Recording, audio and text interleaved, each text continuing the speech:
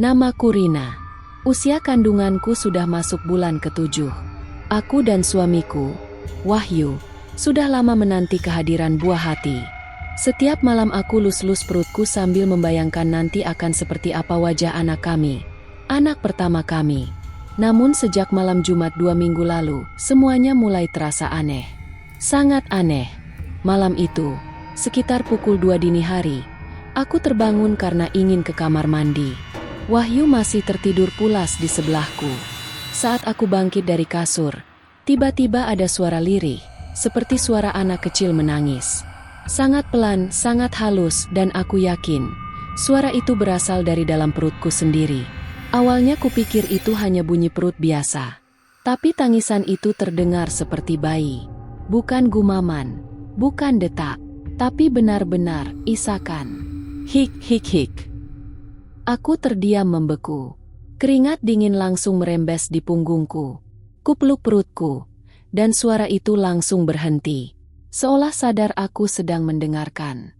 Pagi harinya, aku tidak langsung cerita ke Wahyu. Aku takut dianggap aneh. Tapi malam berikutnya, suara itu kembali terdengar. Kali ini lebih keras. Dan ketika aku membangunkan Wahyu, suara itu hilang. Aku mulai merasa ada sesuatu yang bersembunyi di balik kehamilan ini. Aku mulai perhatikan hal-hal kecil, seperti gerakan bayi yang terlalu kuat, seolah-olah bukan bayi yang menendang, tapi seperti ada cakar dari dalam yang menggores-gores dinding rahimku. Aku mulai takut tidur. Aku takut malam. Dan setiap malam, suara tangis itu selalu muncul, dengan nada sedih, menyayat, dan membuat bulu kuduku merinding. Malam ketiga, aku tak kuat lagi dan memutuskan membaca zikir sambil memeluk perutku. Tapi saat aku menyebut nama Allah, tangisan itu berubah menjadi jeritan. Argek. Jeritan itu begitu nyaring, menusuk telingaku. Tapi hanya aku yang mendengarnya. Wahyu tak mendengar apapun. Tanganku gemetar. Lidahku keluh.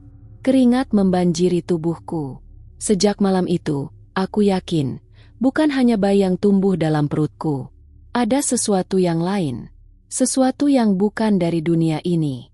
Malam itu aku mencoba tidur lebih awal, berharap bisa tenang. Tapi pikiranku dipenuhi rasa takut. Suara tangis dari perutku sudah seperti lonceng kematian yang berdentang setiap malam. Tangisan itu seperti memanggil sesuatu. Sekitar jam 3 pagi, aku terlelap. Tapi tidurku tidak tenang. Aku mulai bermimpi. Dalam mimpi itu, aku berada di sebuah ruangan putih, tapi lantainya dipenuhi genangan darah. Di tengah ruangan, ada seorang bayi telanjang, tergeletak. Tubuhnya dibalut tali pusar yang sudah membiru. Wajahnya tidak jelas, matanya kosong, mulutnya menganga, menangis tanpa suara. Aku mendekat, ingin menggendongnya. Tapi begitu aku sentuh tubuh bayi itu, tangannya mencengkeram jariku dan tiba-tiba menarikku masuk ke dalam genangan darah. Aku berteriak, tapi suaraku tak terdengar. Dari kejauhan, aku melihat wanita tua berjubah hitam berdiri di sudut ruangan, menunjuk perutku, lalu berkata dengan suara berat, "Itu bukan anakmu. Nak, itu anak dari janji yang dilanggar." Aku terbangun dengan nafas tersengal dan peluh membasahi seluruh tubuh. Tanganku gemetar, dan aku merasa air ketubanku menetes. Padahal aku belum waktunya melahirkan. Kupanggil Wahyu dengan panik. Ia segera membawa ke rumah bidan terdekat. Tapi setibanya di tempat bidan, sesuatu yang ganjil terjadi. Bidan menyuruhku berbaring untuk diperiksa lewat alat detak jantung janin. Tapi wajahnya mendadak pucat. Ia menatap layar monitor dengan raut bingung. "Bu, ini aneh. Ada 2 detak jantung yang saling tumpang tindih, satu cepat, satu sangat pelan. Seperti ada 2 entitas." Darahku seperti berhenti mengalir. Bidan memanggil Wahyu, menunjukkan hasil monitor. Tapi saat Wahyu datang, detak itu kembali normal, seolah hanya aku dan bidan yang diperlihatkan kebenaran tadi. Wahyu bersikeras agar kami periksa ke rumah sakit kota. Tapi aku justru menolak. Naluriku mengatakan, ini bukan urusan medis, ini urusan gaib. Dan sejak malam itu, aku mulai melihat sesosok bayi dalam cermin. Ia menatapku, dari dalam pantulan. Bayi itu menangis, sambil menunjuk perutku. Sudah 2 malam berturut-turut aku bermimpi melihat bayi yang sama. Ia kini tak hanya menangis. Ia mulai berbicara. Dengan suara pelan, namun jelas, ia berkata, "Ibu, jangan buang aku." Tubuhku gemetar tiap kali bangun tidur. Wajahku pucat. Berat badanku menurun. Kandunganku memang masih bergerak, tapi setiap gerakan terasa kasar dan menyakitkan. Seperti ada yang mencakar rahimku dari dalam. Bahkan Wahyu mulai melihat bekas cakaran di sekitar perutku. Padahal aku tidak pernah menggaruknya. Akhirnya aku memutuskan mencari pertolongan. Tapi bukan ke dokter, bukan ke ustadz, melainkan ke seorang dukun tua yang pernah disebut ibuku waktu dulu, Mbah Ranti. Dukun ini tinggal di ujung desa, dekat hutan kecil yang dianggap angker oleh warga. Wahyu awalnya menolak. Ia masih menganggap semua ini halusinasi karena stres kehamilan. Tapi saat aku pingsan dan tubuhku kejang tanpa sebab, ia menyerah dan membawaku ke Mbah Ranti. Rumah dukun itu tua. Dindingnya dipenuhi jimat dan tulisan Jawa kuno. Saat aku duduk di depannya, Mbah Ranti hanya memandangku lama, sampai akhirnya ia berkata lirih, "Perutmu bukan hanya mengandung darahmu sendiri, Nak, tapi juga roh yang tertolak. Ini berat." Wahyu langsung bertanya, "Apa maksudnya, Mbah?" Mbah Ranti meminta izin menyentuh perutku. Ia mengusap dengan tangannya yang keriput, lalu mendadak terlonjak mundur seperti terbakar. Tangannya gemetar. "Astagfirullah, ini bukan bayi biasa. Ada arwah penasaran yang ikut bersarang di dalam kandunganmu. Kau sedang menanggung 2 jiwa, 1 daging, 1 dendam." Aku tercekat. Nafasku sesak. Mbah Ranti kemudian menyalakan dupa dan membacakan mantra kuno. Setelah itu ia mengangkat wajah dan menatapku tajam. "Kamu pernah punya saudara kembar yang meninggal waktu dalam kandungan?" Aku menggeleng, bingung. Tapi Wahyu mendadak pucat. Ia menoleh padaku dan berkata, "Rin, waktu kamu lahir, ibumu pernah cerita, seharusnya kamu lahir kembar. Tapi yang satu tidak berkembang dan hilang sendiri. Aku kira cuma cerita biasa." Mbah Ranti menimpali pelan. "Yang hilang itu tidak pergi ke alam lain. Ia tertinggal dan sekarang ikut kembali bersamamu. Ia menagih kehidupan yang dulu tak sempat ia miliki." Tanganku gemetar. Air mataku menetes. Jadi, yang menangis di perutku selama ini adalah saudaraku sendiri yang seharusnya tumbuh bersamaku, tapi tak pernah sempat lahir. Dia bukan cuma ingin hidup, Nak, dia ingin menggantikanmu, kata Mbah Ranti pelan. Setelah pulang dari rumah Mbah Ranti, aku tidak bisa tidur. Kalimat terakhirnya terus menggema di kepalaku. Dia bukan cuma ingin hidup, Nak, dia ingin menggantikanmu. Tangisan di perutku kini terdengar setiap saat. Tak hanya di malam hari, saat aku masak, saat aku duduk diam, bahkan saat aku mandi. Tapi suara itu sudah bukan lagi seperti tangisan bayi, melainkan jeritan panjang, penuh marah dan dendam. Jeritan yang tidak wajar. Pernah suatu malam, aku sedang rebahan di kamar ketika suara itu terdengar begitu keras. Aku pegang perutku, tapi tiba-tiba perutku bergetar keras. Bukan seperti tendangan janin biasa, tapi seperti ada makhluk lain yang mencoba merobek dari dalam. "Aarg!" Aku menjerit. Wahyu langsung masuk ke kamar. Tapi saat dia menyentuh perutku, semua tiba-tiba hening. Wahyu berusaha tetap tenang, tapi aku tahu wajahnya mulai berubah. Ia juga sudah sering melihat keanehan. Suatu malam, Wahyu terbangun karena mendengar suara tawa bayi dari dapur. Ia mengira aku yang sedang menenangkan anak tetangga. Tapi saat masuk ke dapur, lampu padam sendiri. Dan di sudut ruangan, ia melihat bayi kecil telanjang duduk di lantai, tertawa menatapnya. Ketika Wahyu menyentuh saklar lampu, bayi itu menghilang. Paginya, Wahyu tak berkata apa-apa, tapi wajahnya pucat dan tatapannya kosong.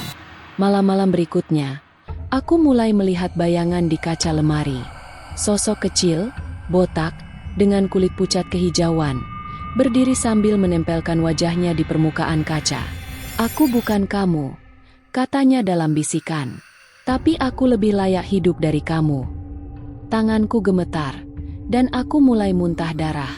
Dari mulutku keluar lendir kehitaman yang menyengat seperti bangkai. Wahyu memanggil bidan, tapi saat diperiksa, semuanya terlihat normal. Tak ada yang percaya. Hanya aku yang merasakan semuanya. Seolah makhluk itu tahu siapa yang harus dihancurkan lebih dulu. Aku. Suatu malam, aku mencoba salat malam dan membaca ayat-ayat Allah. Tapi setiap kali aku mulai takbir, perutku terasa seperti dipelintir. Suara jeritan itu muncul di telingaku begitu nyaring. "Aar, berhenti!" Aku terjatuh. Tubuhku kejang. Tapi aku paksa melanjutkan bacaan ayat Allah. Meski air mataku bercucuran. Aku tahu ini bukan sekadar gangguan biasa. Ini adalah perebutan tubuh dan nyawa. Dia ingin lahir bukan sebagai bayiku, tapi sebagai aku yang baru. Wahyu memutuskan membawaku kembali ke desa tempat ibunya tinggal. Katanya, udara pedesaan akan membuatku tenang. Tapi begitu sampai, entah kenapa, aku justru merasa lebih tertekan. Ibunya, Bu Suminah, menyambut kami dengan senyum kaku. Tapi matanya jelas menyimpan ketakutan. Saat malam tiba, ia diam-diam memintaku masuk ke kamarnya dan bertanya pelan, "Kamu juga sudah dengar tangisan itu, ya?" Aku kaget. Mataku membelalak. "Ibu tahu."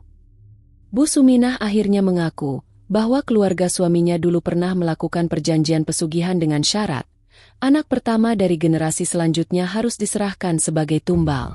Karena Wahyu anak tunggal dan kami akan punya anak pertama, maka janin dalam perutku adalah target berikutnya. Tapi tumbal sebelumnya gagal, bayinya tak jadi dikorbankan, dan rohnya terjebak. Dan kini, dia ingin kembali. Dia ingin menggantikan bayimu. Atas saran Bu Suminah, kami kembali mencari Mbah Ranti.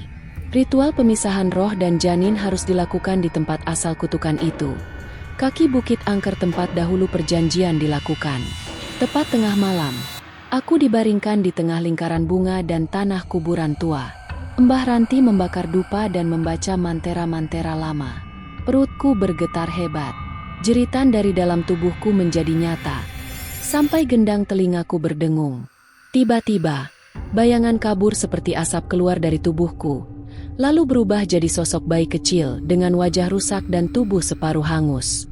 Ia menangis keras sambil menunjuk ke arahku. Aku yang pantas lahir. Bukan dia Aa. Tapi Mbah Ranti mengangkat tangan dan meneriakkan doa keras. Sosok itu memekik. Dan perlahan tubuhnya hancur menjadi abu, lalu lenyap tertiup angin malam. Aku langsung pingsan. 3 hari setelah ritual, aku melahirkan. Tapi proses kelahiran itu tidak seperti kelahiran biasa. Selama proses berlangsung, seluruh ruangan terasa panas, lampu padam, dan alat-alat medis bergetar sendiri. Bahkan bidan yang menolongku sempat kerasukan dan berkata dengan suara mengerikan, "1 tumbal belum cukup." Namun atas izin Allah, bayi kami lahir dengan selamat. Tangisnya nyaring, matanya terbuka lebar. Tapi bidan mengatakan sesuatu yang membuat jantungku berdebar.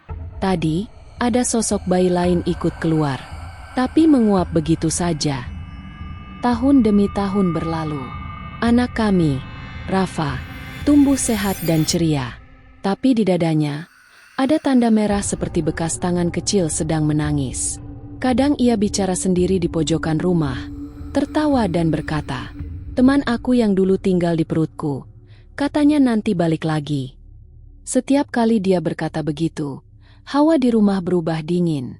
Dan aku hanya bisa memeluknya sambil berdoa dalam hati. Semoga Allah melindungi anakku dari masa lalu yang belum benar-benar selesai. Kutukan kadang tidak selesai dengan pengusiran. Ia hanya menunggu waktu untuk kembali.